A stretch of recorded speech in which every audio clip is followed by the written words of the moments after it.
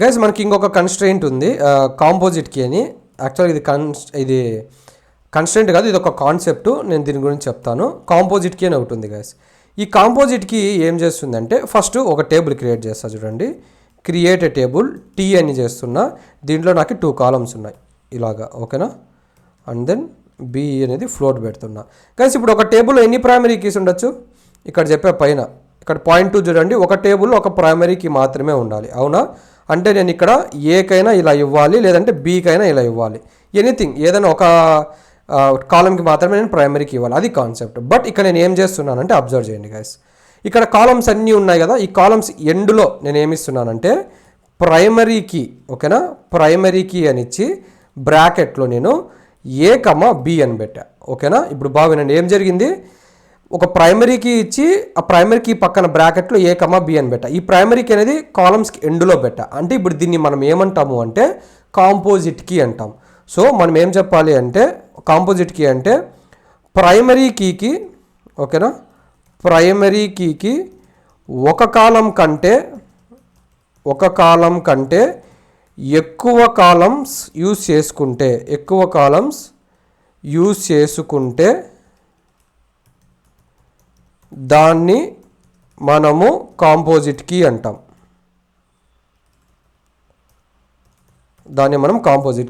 గుర్తుపెట్టుకోండి. ఇప్పుడు నాదొక క్వశ్చన్. నేను ఇంతకుముందు ఏం చెప్పా, టేబుల్ ఒక ప్రైమరీ కీ అనే ఉండాలి అని చెప్పా, అదో పాయింట్. కానీ ఇక్కడ చాలామంది కన్ఫ్యూజ్ అయ్యేది ఏంటంటే 2 కాలమ్స్ ఇచ్చా అని చెప్పి ఇక్కడ 2 ప్రైమరీ కీస్ ఉంటాయి అనుకుంటారు. నో, ఇక్కడ మనకున్నది ఒక ప్రైమరీ కీయే గైస్. అందుకే చూడండి నేను ఒక్కసారి డిక్లేర్ చేశా. కాకపోతే ఇంతకుముందు నేను ఏం చేశానంటే ఓన్లీ 1 కాలమ్కి మాత్రమే సెలెక్ట్ చేసుకున్నా. ఇక్కడ ఈ 2 కాలమ్స్ని కలిపి నేను ఒక ప్రైమరీ కీగా తీసుకున్నా, ఓకేనా. మళ్ళా చెప్తున్నా వినండి. ఇంతకుముందు నేను ఏ పక్కన ప్రైమరీ కీ ఇచ్చింటే ఏ ఒక్కటే ప్రైమరీ కీ అయింది. ఇప్పుడు నేను ఇక్కడ ఏకి బీకి ఇచ్చా కదా, అప్పుడు ఏమవుతుందంటే 2 కలిపి కాంబినేషన్, దాని యొక్క కాంబినేషన్ అనేది ప్రైమరీ కీ అవుతుంది. కానీ నేను ఎన్నిసార్లు డిక్లేర్ చేశాను, ఇక్కడ హోల్ టేబుల్లో ఒక్కసారి మాత్రమే డిక్లేర్ చేశాను. ఈ కాన్సెప్ట్ని మనం ఏమంటాము, కాంపోజిట్ కీ అంటాం. అయితే ఇప్పుడు డేటా ఎలా ఇన్సర్ట్ చేస్తామో చూడండి. Insert into T and then values అని ఇస్తున్నా. ఇక్కడ బాగా అబ్జర్వ్ చేయండి గైస్. ఫస్ట్ నేను 1,2.3 అని ఇస్తున్నా. ఇప్పుడు ఎంటీ టేబుల్ ఉంది కాబట్టి ఇది ఇన్సర్ట్ అవుతుంది. ఫస్ట్ నేను ఈ టేబుల్ని క్రియేట్ చేస్తాను. సో క్లిక్ చేసా, టేబుల్ క్రియేట్ అయింది. డేటాను కూడా ఇన్సర్ట్ చేస్తాను. డేటా ఇన్సర్ట్ అయింది. ఒకసారి టేబుల్ చూద్దాము. సెలెక్ట్ స్టార్ ఫ్రమ్ టీ అని ఇచ్చా, ఓకే, సెమీకోలన్. దీన్ని రన్ చేద్దాం. సో ఇప్పుడు మనకు డేటా వచ్చిందా. ఫస్ట్లో చూడండి 1 వచ్చింది, 2.3 వచ్చింది. అదేనా మనం ఇక్కడ డిక్లేర్ చేసింది.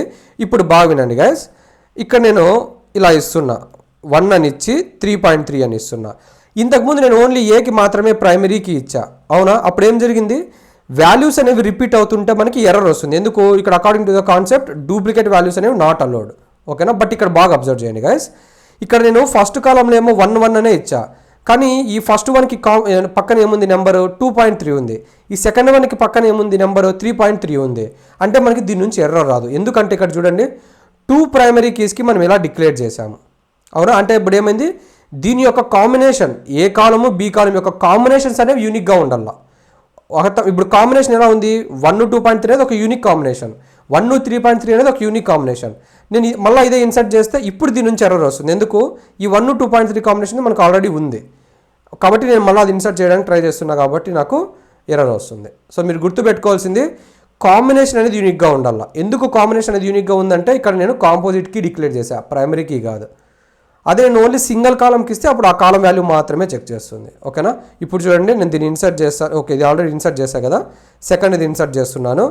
చూడండి ఎర్రర్ రాలేదు. ఒకసారి టేబుల్లో డేటా చూద్దాం. సో ఇదేనా మనకి టేబుల్లో డేటా ఉండేది, వచ్చిందా ఇప్పుడు 1, 2.3, 1, 3.3 కాంబినేషన్స్ యూనిక్గా ఉన్నాయి కాబట్టి ఇవి వచ్చాయి, ఓకేనా. ఇప్పుడు చూడండి నేను సేమ్ మళ్ళీ ఇదే రన్ చేస్తాను. 1, 2.3 మనకి 1, 2.3 అనే కాంబినేషన్ ఆల్రెడీ ఫస్ట్ రోలో ఉంది. ఇప్పుడు దీని నుంచి మనకి ఎర్రర్ వస్తుంది. చూడండి అబ్జర్వ్ చేయండి, వచ్చింది ఎర్రర్.